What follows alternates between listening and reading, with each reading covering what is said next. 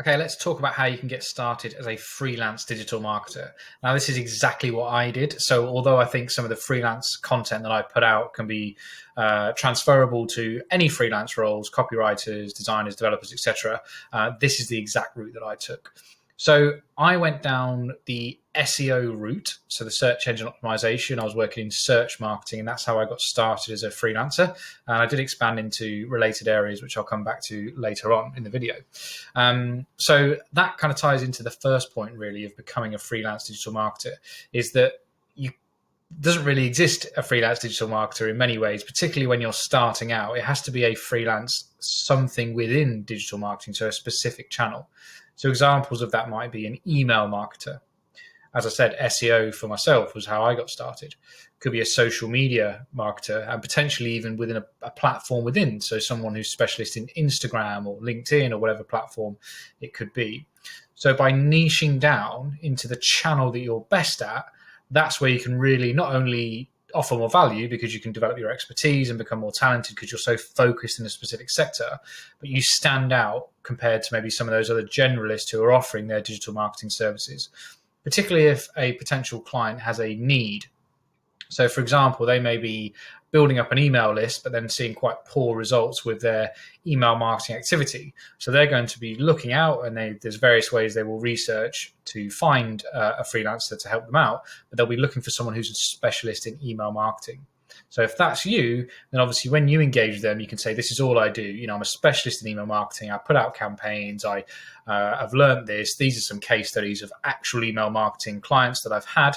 That's so much more compelling to the prospect than someone coming and saying, yeah, I'm a digital marketer. I do various bits, and email is part of that. And maybe even trying to push other services onto them. Now, there is opportunity for that, and that is something as you maybe grow as a freelancer, or you get collaborators, or even if you move on to sort of agency, that type of route. But we're talking about early stage freelancing. The best way is to really hone in on a niche and a specific particular channel within digital marketing. So how do you go about that? Well, the first thing is, I talk about this in another video, which I'll link to, is you really should not be freelancing without any experience. The video expands on how you can gain that experience, but there should be some area that you've gained a little bit of experience in. So for me, the SEO side of things was something I was exposed to in a marketing role I had in a business. It was something I obviously knew about as a marketer, but hadn't really digged a bit deeper into. And as I like analytics and data, it was quite an area of interest. So because I had that interest and a little bit of understanding, it gave me the impetus to learn a bit more. I started to enjoy it. I found out that I had the skills that matched what you need to be a good SEO, and I built up my skills and capabilities in time so that when I went freelance, that was essentially the skill or the service product that I was pitching to freelance prospects. So I was saying, I can help you out with your SEO. I can audit your website. I can help you to do the things that you need to do to drive more search traffic, et cetera, et cetera. So that's where you first need to reflect back on is your experience. What is it you were maybe doing in a previous role, or something that you've had a side project running on? Is that a social media? Have you built up a good personal following on Instagram that you understand the platform and the algorithm and the type of content that works well, that you could translate that to a service of value to potential clients? So that's where you need to obviously decide for yourself what that channel is. But the key thing is that you do decide that, and you are very clear about what service you can provide the most value for. The reason for that is multiple, but we can start off with the fact that actually you're going to be able to offer value to a client. And that's so important in many ways. It's for your reputation. Obviously, if you're doing good work, you're going to build up a backlog of clients, of testimonials, of case studies, which is going to help fuel more work coming through. And also for yourself, how much more satisfying is it for us if we're delivering high quality work that the clients are getting value for, we're getting good feedback, we're able to raise our rates and our prices because of the return on investment that clients are seeing is higher. Yeah, there's a multitude of reasons why obviously being talented at the particular skill you're selling is going to help you grow your business and keep the momentum and consistency, and you engaged in really delivering for your clients as well. Now, the other thing around this is obviously becoming familiar with the tools that are relevant for the service that you offer. Now, there are obviously lots of software and SaaS apps and digital marketing tools for a variety of channels that you could work within. So again, if you're a social media specialist, you'll become familiar with the scheduling tools that would be best for the client, the analytics and the reporting tools that would be best for the client, the content creation tools, maybe if you're creating some graphics or things like that, videos, short videos. So you build up this backlog of expertise in the tools that you can use. And obviously you become more proficient in those as well, which helps you do your job better. And then when you're speaking to prospects, you can explain and assist in terms of that side of it as well. So you bring in like more sort of strength and skills to your basically your offering, really, so that clients can be sort of listening and thinking, well, this person really knows what they're doing. They know all the tools to use, they know the platforms, because ultimately they're 9 times out of 10, a prospect just wants to bring someone talented in, explain to them what they want to achieve and let them get on with it. They're busy running their business. They've got lots going on. If you can come in and add that value, then obviously they're going to continue to work with you, and that could be a long-term and very lucrative client relationship. So all these elements play a key part. If you can say, I can take away the work, I can help you with the content creation, I know the platforms we need to be signing up for, I know the audiences we should be targeting after speaking with the prospects. So you're really trying to understand and bring your skill set together to marry with good fit prospects, and then obviously you can add a lot of value to them as well.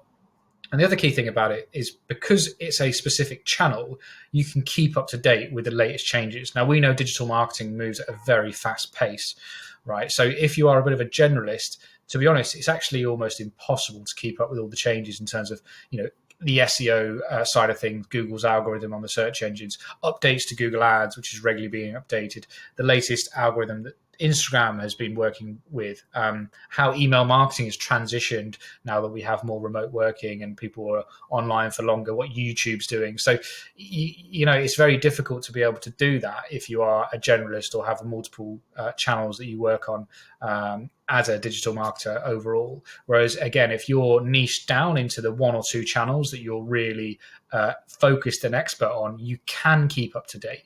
And that's really what the client is often paying for as well, is that they haven't got the time to do these things. So they're relying on you as a freelancer to not only deliver the service, but also to keep up to date in the latest changes, so that you can obviously apply that and make sure that you're ahead of the curve. And the client doesn't lose out because they are doing best practice that was best practice a year ago, which is a long time, as we know, in digital marketing. So to be able to keep up to date with the specific channel, again, that's why the niche is super important as well. Now, as a kind of another benefit of being known in your niche and in your space, is that you'll build up a opportunity to collaborate with more freelancers. And this can be a really good way to grow your business, to have some great contacts and reduce sometimes the loneliness, which again, I'll link to another video. I talk about the potential loneliness of freelancing when you've moved as an employee, because they see you as non-competitive. So I'll give an example. So as I say, I'm very keen on the data and analytics, and SEO is a good channel for me, but I'm not massively creative in the sense of design.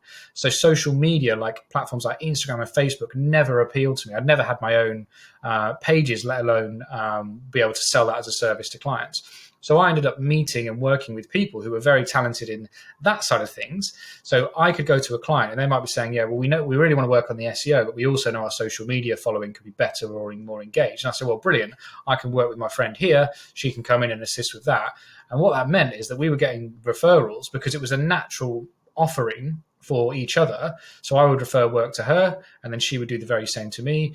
We'd have excellent client relationships because it was brought in. And often you'll know, if you get a referral, it's so much easier to close that deal than it is when you're even dealing with an inbound lead, but certainly if you're doing any cold outreach. If you get a referral from somebody who's already built up the trust in the client side, the chances of you going on and working with them are much higher. The reason why this is important is if you do start out as a generalist or pitch yourself as a generalist, that becomes a lot harder for you to get to that point, because people who maybe work on specific channels don't necessarily want to recommend you if you're saying that you offer the competing service that they do. And the reality is you probably even don't. It's probably not something you're particularly strong at, or it's a small part of your offering.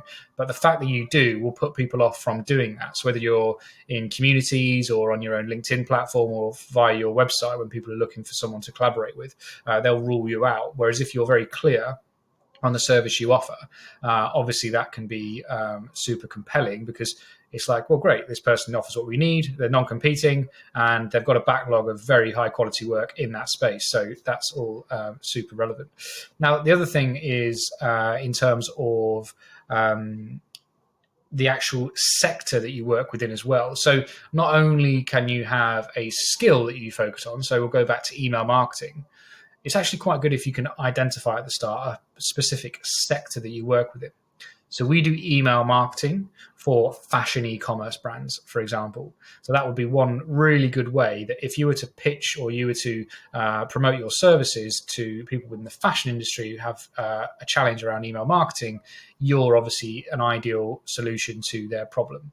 So the more niche you can get in terms of sector and the market you're providing the service for, again, the higher the conversion rate, the higher the engagement, the higher the likelihood that someone will hire you who's within that industry.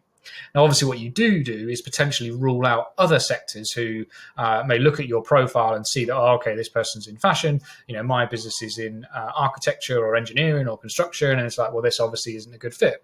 And in many ways, that's probably a good thing, because you don't want to be working with people that you can't offer as much value from. And going back to the earlier reasons about the benefit of having that sort of type of relationship where you offer value. But what you could also do is, when you're planning at the start, you have this luxury of opportunity to kind of plot your route as you move forward. Of course, it'll always adapt and iterate, but you can certainly have a bit of a pathway moving forward. Is, are there complementary sectors? So you could have, on your website, 2 or 3 landing pages that, you have one for fashion, and you could maybe have one for beauty, and then maybe you could have one for hair salons or something like that. So even though you're an email marketing specialist, you're building up a group of related sectors that you can go out to. So you're not going too niche that actually you're really restricting your opportunities as an early stage freelancer, but you're using your experience and your skill set to make it very clear what you offer, first of all, and who you can add value to in terms of the target audience and the prospect. And then over time, as I say, you may slightly expand those out, and maybe because you're actually getting a more of an interest, or there's a related service. So sometimes you might have people who are good copywriters also getting into the social media side of things, because those skills blend. So you can see how things can develop. But when we're talking about starting out, it's really key, in my view, to have a very, very focused niche to become a freelance digital marketer, rather than just calling yourself the whole, and ideally having a sector that you can go out to and promote your services as well.